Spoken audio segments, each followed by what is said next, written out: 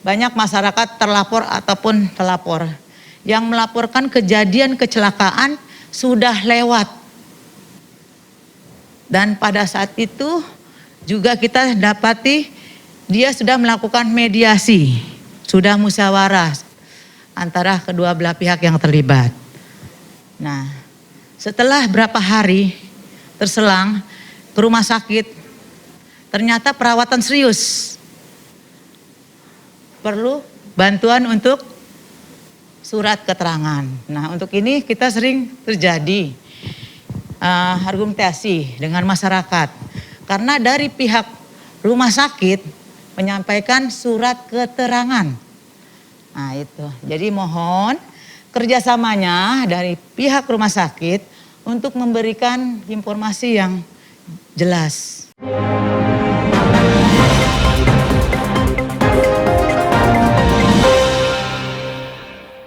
Baik, saya nggak usah lama-lama lagi. Untuk pembicara kali ini ada 5, saya akan membagi menjadi 2 sesi.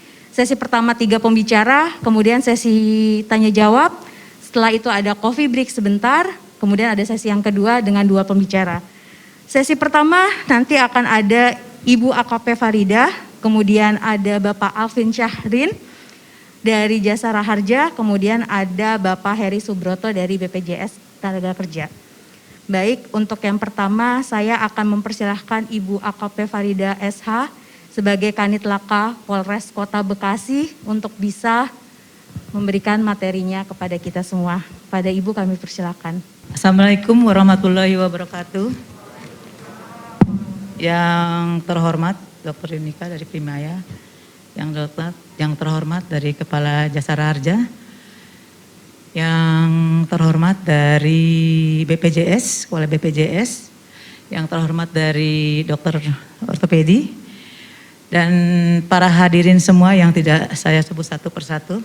Puji syukur kita panjatkan kehadirat Allah Subhanahu wa Ta'ala, yang mana pada siang hari ini kita bisa bersama, berkumpul bersama dalam seminar antara masalah manajemen pelayanan penanganan pada kasus kecelakaan lalu lintas. Ini yang kita sampaikan masalah penanganan laka lantas. Dasar hukum yang kita pakai adalah Undang-Undang Nomor 2 Tahun 2002 tentang Kepolisian Negara Republik Indonesia, Undang-Undang Nomor 22 Tahun 2009 tentang lalu lintas angkutan jalan, Undang-Undang RI Nomor 8 tentang hukum acara pidana, Undang-Undang Nomor RI 33, 34 melingkup dengan santunan Jasara Harja. Lanjut Undang-Undang RI Nomor 24 Tahun 2011 tentang BPJS. Peraturan Kepala Kepolisian Negara Republik Indonesia Nomor 15 Tahun 2013 tentang cara penanganan kecelakaan lalu lintas.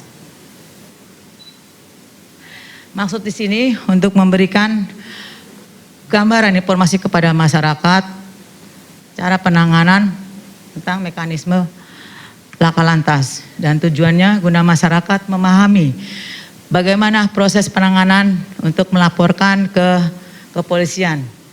Lanjut untuk klaim santunan Jasara Harja. Permasalahannya banyak pengguna jalan yang masih belum menyadari aturan berlalu lintas sehingga terjadi pemicu kecelakaan. Tingginya angka pelanggaran lalu lintas merupakan salah satu penyebab tingginya angka kecelakaan lalu lintas dan fasilitas korban yang bisa mengakibatkan korban meninggal dunia. Peristiwa laka lantas merupakan masalah hukum yang berakibat adanya kerugian materi, bahkan bisa saja kerugian imaterial yang mengakibatkan meninggal dunia. Bagaimana peran kita untuk hadir melalui perangkat penegak hukum? Masyarakat masih banyak yang belum memahami, mengerti tata cara penanganan lalu lintas dan proses klaim santunan Jasara Harja dan BPJS. Faktor penyebabnya ada 4, manusia, kendaraan, jalan, dan lingkungan. Faktor manusia ya seperti ngantuk, lelah, lengah, atau pengaruh alkohol. Faktor kendaraan bisa dari remblong, penyebab pengguna jalan, terus pandangan tidak terlihat, ataupun ban gundul ya bisa. Faktor jalan yaitu sarana seperti jalan berlubang, jalan miring, kerikil ya, keriting seperti yang di Jalan Siliwangi yang sekarang sudah ada mulai perbaikan untuk jalan yang rusak. Faktor lingkungan seperti bencana alam, banjir ya. Lanjut, tahapan penanganan TKP yang kita lakukan seperti ini. Penerima laporan, klasifikasi menonjol, mendatai TKP, TP-TKP, olah TKP, pembuatan laporan polisi, sket gambar. Lanjut, jenis penerimaan ada melalui langsung, disampaikan melalui komunikasi, diketahui, ditemukan oleh petugas itu sendiri. Jenisnya ada 4, tabrak depan, samping, belakang, dan kiri. Klasifikasi laka lantas menonjol, laka lantas mengakibatkan korban lebih dari 5. Laka lantas korban VIP, tamu negara yang berdampak nasional. Tindakan pertama di tempat kejadian yang kita buat adalah laporan polisi. Yang sudah MOU, setiap masyarakat terlapor atau pelapor melaporkan, kita buat laporan polisi sesuai kronologis tempat kejadian di mana, antara, dengan apa, pada jam berapa. Ini terjadi seperti di menonjol ya, seperti di kejadian di bulan Mei 2021 antara Camry. Jadi posisinya begini, posisinya Camry ini dari arah Jati Asih mau ke Pondok Gede. Jadi dia ingin mendahului kendaraan angkot. Namun dari pengendara Camry ini tidak memperhitungkan lebar jalannya dan tidak mengetahui kendaraan yang ada di depan angkot, sehingga menabrak dan menggas lanjut ke kendaraan Kijang yang berlawan arah hingga menabrak warung yang ada di sekitar itu dan masuk ke parit. Namun alhamdulillah dari kejadian korban ini luka-luka ringan. Pengemudi kendaraan bermotor terlibat laka lantas. Itu ada sesuai dengan pasal 231 Undang-Undang RI nomor 22 tahun 2009. Pengemudi kendaraan bermotor yang terlibat kecelakaan lalu lintas wajib menghentikan kendaraan yang dikemudikan, memberikan pertolongan kepada korban, melaporkan kecelakaan kepada Polri terdekat, memberikan keterangan yang terkait dengan kecelakaan. Ayat 22, pengemudi kendaraan bermotor yang karena keadaan memaksa tidak dapat melaksanakan ketentuan sebagai dimaksud pada ayat 1 huruf A, B, segera melaporkan diri terdekat polisi. Sanksinya apabila pelaku tabrak lari 3 tahun, denda 75 juta. Apabila si pengemudi tabrak lari ini tidak melaporkan segera ke polisian yang terdekat. Ya, jadi apabila si pengemudi tabrak lari ini dengan sengaja tidak menghentikan kendaraannya dan tidak memberikan pertolongan kepada korban kecelakaan, maka sanksinya terjerat 3 tahun penjara, denda 75 juta. Hambatan kendala di kita adalah karena terbatas jumlah personil yang ada, sarana dan prasarana, belum terbentuknya pos pelayanan terpadu, situasi kondisi di lapangan. Ya. Polres Metro Bekasi Kota, kita mempunyai anggota 8 anggota dalam pelaksanaan tugasnya 12 jam. Dari jam 1 kali 12 jam. Dari jam 8 ketemu jam 8 malam, plus jam 8 sampai jam 8 pagi. Nah, internalnya masyarakat tidak melaporkan. Pada saat terjadi laka lantas berusaha menyelesaikan masalah dengan itu sendiri. Kurang sosialisasi tentang informasi pengaduan laka lantas. Ini kita sering terjadi ya. Banyak masyarakat terlapor ataupun telapor yang melaporkan kejadian kecelakaan sudah lewat. Dan pada saat itu juga kita dapati dia sudah melakukan mediasi, sudah musyawarah antara kedua belah pihak yang terlibat. Nah, setelah berapa hari terselang ke rumah sakit, ternyata perawatan serius. perlu bantuan untuk surat keterangan. Nah, untuk ini kita sering terjadi argumentasi dengan masyarakat karena dari pihak rumah sakit menyampaikan surat keterangan. Nah, itu. Jadi mohon kerjasamanya dari pihak rumah sakit untuk memberikan informasi yang jelas, ya. Itu. Karena kita sudah ada MOU dengan pihak Jasa Raja, BPJS maupun rumah sakit itu harus mengeluarkan laporan polisi, ya, karena sesuai dengan tanggal kejadian, kapan, di mana, dengan apa, dan saksi yang melihat. Itu yang kita butuhkan. Next. Prosedur santunan klaim, ya. Petugas bila mana mengalami kecelakaan dalam perjalanan di darat, laut, udara, lalu lintas segera menghubungi kantor Jasa Raja terdekat untuk mendapatkan informasi awal cara pengurangan santunan. Nah, kalau kita kan di Laka Lantas, ya. Tadi juga ada laporan ada terserempet kereta api. Nah, datang ke kita. Nah, ternyata itu bukan Laka Lantas. Dia harus larinya ke kepala stasiun kereta api untuk lebih jelasnya untuk santunan Jasara Harja.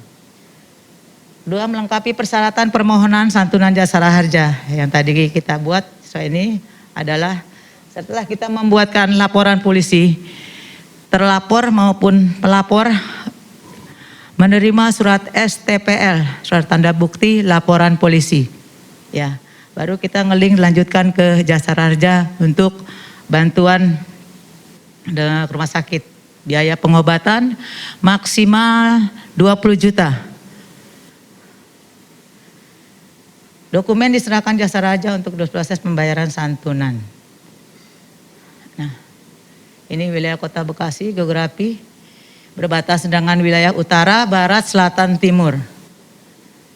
Ya, jumlah penduduk 3.083.644 jiwa. Sementara jumlah Polantas 2021 sekarang ini mencapai 143 personil. Itu sudah terbagi dari Gatur, pelayanan yang lain. Inilah pemangku kepentingan Kota Bekasi yang ada Pak Wali Kota, Pak Kapolres yang sudah bersinergi dengan kita. Kita mempunyai MOU kerjasama dengan pemangku jabatan yang ada di sini, ya. Ya, pada saat itu tanggal bulan berapa nih, 10 tahun 2019 kita lakukan MOU bersama stakeholder yang ada di Kota Bekasi. Dari pihak kepolisian, Dinas Kesehatan, PLN, Jasara Harja, dan Damkar, Bina Marga, dan Sumber Daya Air Kota Bekasi, Dinas Perhubungan. Ini yang tanggal 14 Oktober 2020. Dokumentasi pelaksanaan penandatanganan Laka Lantas Traffic Accident Center yang sudah ditangani masing-masing stakeholder yang ada di Kota Bekasi.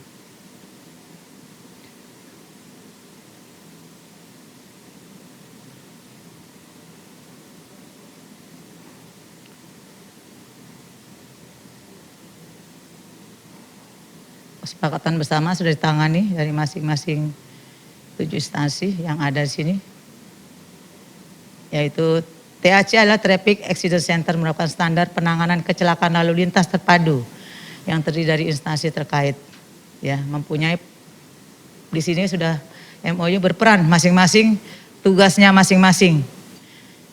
Apabila memang ada kecelakaan memerlukan insentif dari listrik, pemadam memang suku ini kita panggil ke pusat langsung.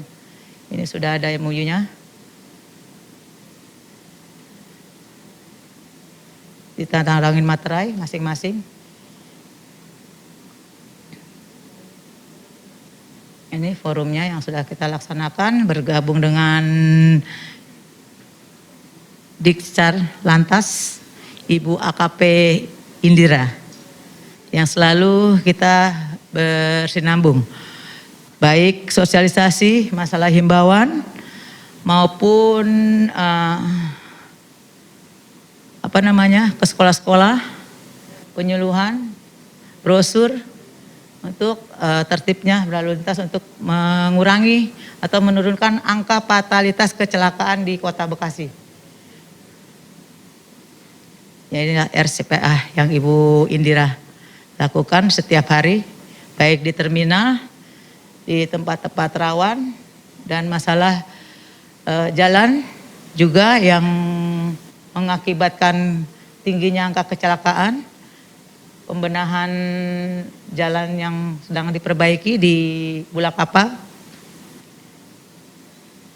Lakalantas 2016 sampai 2021. Perbandingan dari 2020-2021.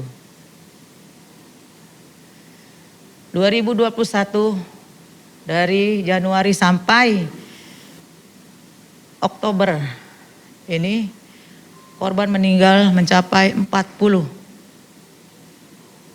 Ya. Ini korban meninggal yang di TKP langsung ya. Belum lagi yang pada saat luka berat berapa hari meninggal. Nah, ini cukup tinggi. Grafik fatalitas kecelakaan.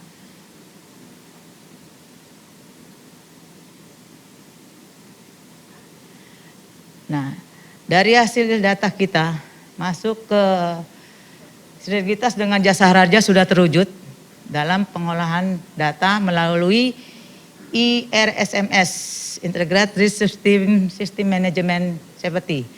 Jadi masuk dari data kita masuk ke IRSMS, inilah yang terjadi. Coklitnya yang ada di Jasa Harja. Kita selalu setiap bulan berkoordinasi hasil yang kita dapat setelah yang diterima dari Jasa Harja. Nah, ini penggunaan IRSMS yang menetapkan program publikasi data yang saya lakukan dengan Ibu AKP Indira.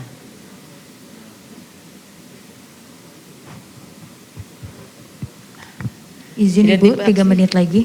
3 menit lagi. Nice, ya. Karena waktunya sebentar ya. Ini grafik yang ada. Next. Upaya dilakukan, sering melakukan lokasi melalui media elektronik. Paparan yang sudah terjadi di black spot, kita rapatkan stakeholder yang ada untuk memecahkan permasalahan di Kota Bekasi ini. Nah, itulah yang terjadi sebelum dan setelah kita perbaikan jalan.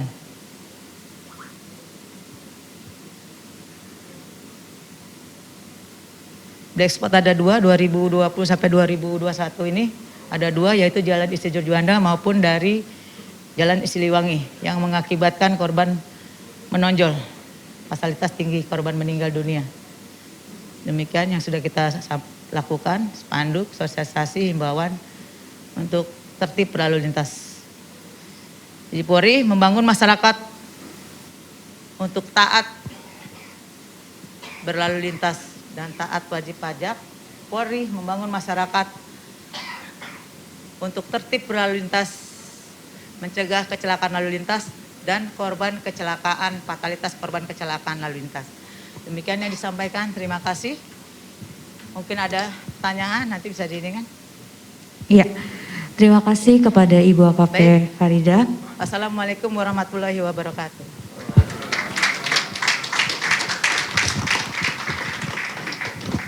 Oke, saya coba merangkum bahwa jika ada kecelakaan harap segera lapor karena tim dari Ibu Farida ada tersedia 24 jam karena nanti akan ada surat lapor gunanya bisa untuk penjaminan jasa harja atau yang lainnya.